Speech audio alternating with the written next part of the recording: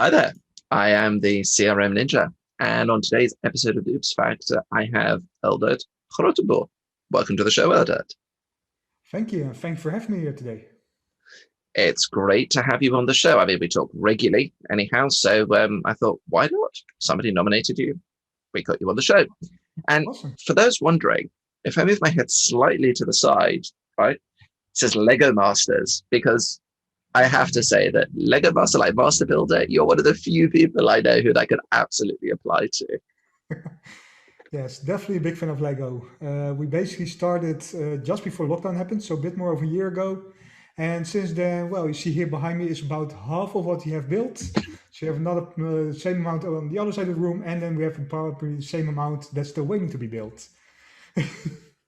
So overall, without bringing in any AI recognition and stuff, right, calculations, how many Lego bricks would you say you have in your apartment? I would let's just a lot. Let's put it that way. So average piece is like 3,000 pieces, I guess. So A lot, a lot. For yes. anybody who's interested, it would be interesting to see if they could come up with an AI recognition model where you could take a picture of a Lego model and it would calculate how many bricks there are on average within it. That would definitely be awesome. It would be awesome. It would absolutely be awesome. So, what's been your most challenging build to date? So I would say probably the little house you see over here.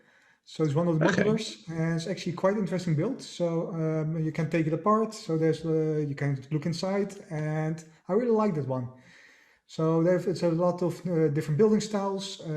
So yeah, that was definitely one of my more interesting ones. Wow. I was expecting you to say the very large excavator, which I know you have on the shelf. Yes, so that's one up here, but actually I did not build it. My wife did, Angelique, Ah, and that's also definitely a very interesting build. And at some point I will get it apart again and build myself as well. the one I was thinking about the excavator, of course, is that it's a remote control Lego machine, so you Yes, can actually make it move and do things without touching it. yes, it's So definitely a very interesting one. So like you said, you can drive it around, it moves all the parts. Like it's a very interesting one. it is. It is. So, are you into any of the themed Lego sets? I know certain people like the Harry Potter theme, for instance, for Lego. Are you into any specific theme, or Um, it's Lego? yeah, more it's just Lego. I've got a couple of teams. I've got friends over here, and I got the new friends one as well. We got the Upside Down from Stranger Things. But it's more like we don't really have a team that we say we have to have everything from that team. It's more just like what do we find interesting. Got it. Got it. And what about Technic? Do you move it? Do you go into the Technic range as well a lot, or not? So I personally haven't not built that much Technic yet. Angelique does.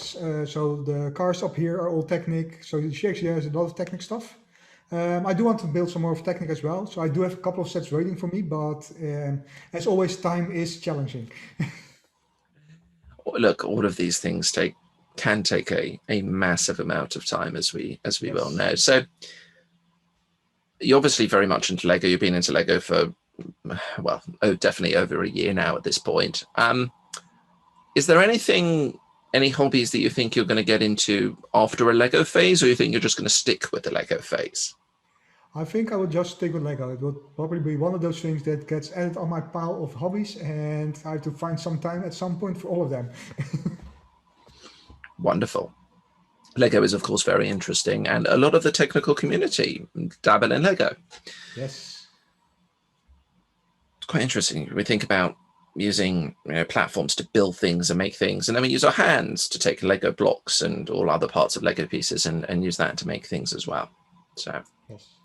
And it's it's very very good. soothing. Like it's something that you can just sit down. You don't have to think too much. It does the right amount. Like okay, you just figure out what am I doing, but you don't have to constantly think about problems or issues or things that happen at customers. Just Yeah, follow this and get your mind off stuff. true. So really, the only other question I have for you around Lego is: have you ever considered creating your own Lego model set? Not really.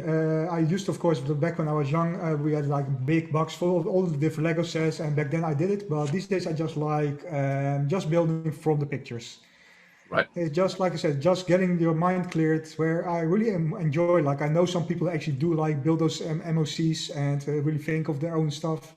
I find it Yeah. really interesting what they can build. But for me, it's just too much thinking again that I actually don't want to do with Lego. Wonderful. Now, Lego is important to people, and some people like going down the MOC route, and some people don't. So, from Lego to the Oops Factor, what do you have to share with us today? Yes, so basically, when you asked me the questions of like, okay, what is your oops factor? I was thinking like, at work we all have these different projects that we all know. Like we have all been in a project. Like, okay, this project, if I could go back, I would have basically done everything differently. Yeah. Um, and so I'm now at the point where people bring me in to actually help on those projects. So like, okay, we got into mess. Can you help us? Of course, when I was a bit less senior, I also had my own projects like this. And one of those projects, I won't be naming names because it's not about name and shame here, of course. It's That's fine. but back Not a problem. then a couple of years ago, we were on a project, and basically, like we were with a couple of people, and the whole team was just building our software, and we were all spending like 80 plus hours every week, and not like for a few weeks. Like this was going on for 2 years in a row. 80 And plus hours a yeah, week for 2 years yes, in a row. yes. Oh So this boy. gave me quite a bit of overtime at my company, of course, which was nice at some point, but it was not so nice for like for your mental health back then. Yeah. And basically, what it just was like, what I learned from it at least is really go back to the drawing table and start with actually think about what do you want to build, how do you want to build it, and why do you want to build this way? Because that was basically the problem we ran into there. We had like, okay, this is kind of where we want to go, but let's just start building and let's just see what happens, which can be fine if it's like a small piece, but this was a quite complex project. We had front end, back end, middleware, different partners that we were interacting with. And basically, we just missed that whole first step of, okay, what are we actually going to build? And everyone just Okay. started building and not really talk to each other, not really working with each other. And then, of course, at some point comes, okay, now we have to connect it. And then you have probably seen that picture of the two bridges where the bridges just don't align. That was basically us. Talking about two bridges building, it brings back, obviously, you are based in Holland, I'm in the UK. It brings into mind the story of the Channel Tunnel, or the channel as people Yes. refer to it as, which is when it was built, it was actually dug from each end, and Yeah. and they met. Well, it wasn't quite in the middle, but they sort of, the two digging teams met, and considering it was done in the 90s with lasers underground, they were, I think, only about 10 centimeters off when they Yes. met, which was quite Yes. incredible to think Actually, about. yeah, that was quite an engineering feat, definitely. Yeah, definitely. Anyhow, yes, bridges and things connected in the middle. So what happened in that project in the end? Was it Um, successful? so I would say successful-ish. At some point, we delivered. We got everything working, so we delivered in the end, but it was not stable. Like after 2 years, we delivered. It was still not stable, so we still spent like another year getting stuff stable and everything. In the end, we did get it up and running. They actually did production with it for a while, Okay. but once again, because we did not have like this solid base, it was very hard for them to build on top of this. So whenever they wanted to build something on top of this, and this is about the time I left, but I still had like some people that I knew that were working there. Every one time they wanted to build something on it, it was like, okay, now we built something here, but this fell over. So we fixed Got this, it. and then this fell over. So they ran it for about, I would say about 3 years in production. And then they Okay. basically just say, okay, let's go with completely clean slate. Let's just go for back to drawing table. And at that point, they actually did get like the architects in, the designers in up front, and actually made that solid base first. So they now actually can do this whole project. Of course, there's lessons learned. It was a young company that we were working with. It was a very ambitious company. They made a bet. The bet didn't quite work out as they wanted to, but still they did a good thing, I think, in the end. Like they did get something up and running.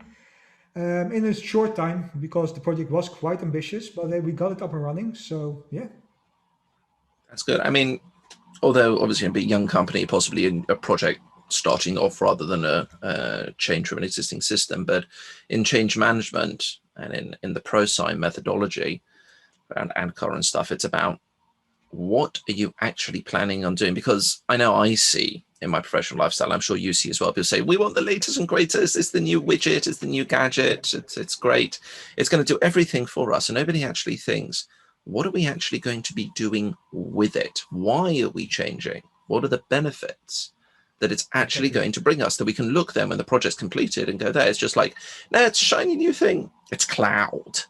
It's yeah, cloud. We've got to have cloud. What's cloud? God knows. But we got to have cloud. exactly. Yeah, and that's basically where I come in these days, and that's why I'm actually quite happy that I had one of these projects that's where everything went wrong. These days, I come most of our customers. I come as an architect, and this is actually first part I start with. Like, why do you want this? You say you Yeah. want X and Y, but let's go back to your actual question. Like, what do you want to accomplish? Not think about technology. Don't think about services yet. Just what is the business case that you want to work on? And It's quite very often we get, important.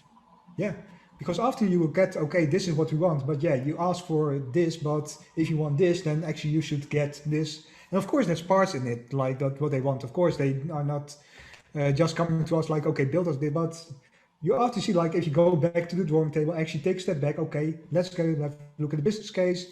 Let's have a look at your organization. Like, is your organization ready for this? Or maybe your organization is already further than this. I've also seen those where they're like, okay, let's go IaaS because that's safe. Where I'm like, you have a lot of engineers that are really looking forward to working with latest serverless, latest PaaS services. Get them in on this because you have a team that actually knows this and can do this. Yeah. Talk to the people who actually will be using the systems and need to know about it, rather than just being sort of like at sea level. There's this great Exactly, concept, we're going to implement it, and you need to bring in the people who are actually going to be using it day to day and work out with them what they're going to exactly, be doing, what benefits they're going to have. So you can then, as you implement the project, you can go through it and do it in the best way. exactly. And that's what it's about. IT is never about the services we are building. It's never about that software we're building. It's never about that app. You are there to solve some kind of business problem. And so that's what you really need to think Yeah, about first. Like, what is your business problem? What are you trying to solve here? And once you know this, then you can start building that foundation. Okay, if we need to solve this, then you have to have this foundation. And on the foundation, you can start building your applications, your apps, your whatever you want to do. But first, you have to have that business case and build that right foundation for that business case. very true. I mean, I tell more junior consultants now, and I do it myself. If a client can't answer the question of why are you doing this, you stop. Yes, I mean, it's it's a radical move. Look, as consultants, we're paid for our time and stuff, like I said. But I've put projects on hold with clients because we've started the project and we've done the kickoff, and we say to them, "So why are you doing this?" And they go, "Because it looks great." I say, "Right, what tangible benefits are you going to get out of it?" And they go, "Who knows?" I say, "Right, that's it. We're stopping. We're going to pause. You're going to go away. We're going to work with you to work on what you're actually going to get, your return on investment, and how it's going to be done, and then we can continue with the project. Because if they don't have that starting off, the project is probably going to be doomed to fail." exactly. And it's your name on the project. Like, you Yep, are the person that made this project fail in the end because you were not there for the client. You're just there for your own money. very true. And you should never do this. You should always help the client. I mean, we actually turned away a client at some point just because he does not have the case that we thought that he had. I mean, of course, it's a shame to turn away a client, but in the end, if you could not help the client, you can rather say, okay, go to somewhere else that actually can help you instead of doing it and then having a client that's upset with you. Definitely, definitely wonderful. There's some really, really great lessons from that, Eldert. And yeah, anybody listening and watching this, if you're doing a project, you should be, I wouldn't say every minute, every day, but you should be keeping at the back of your mind why you're doing that. You could be working internally, you could be working as a consultant for a client. You can ask them, everybody you talk to there, why are they doing this? What benefit does it bring? And sometimes you can be really surprised by the answer, some really good answers, and so you get some really, really clued up people. Oh, So definitely. definitely very important. Yes. And but in the end, it all starts with make sure you get that why on the table. So make sure that the customer knows what you're working on, or internally. Like I'm a consultant, but even if you're internally, know why you are building this project. Know Yep, that there's actually a reason to do this. And once you have this, you can indeed build the best thing. indeed. Very important. Well, Eldert, thank you so much for coming on the show. Yes, thank you for having me. It was really great. It's a great pleasure. And as I said at the beginning, we talk regularly, and it's great to be able to have you on. Viewers, Thank you. we hope that you've learnt important lesson from this episode and compare to projects you're on and projects that you will be on at some point. Feel free to check out the rest of the Oops Factor playlists, subscribe to the channel, and take a look at the blog. And if you would like to come and share your own Oops Factor story, feel free, hit the link below, drop me a line, and I would love to have you on the show. But above all, have a great day.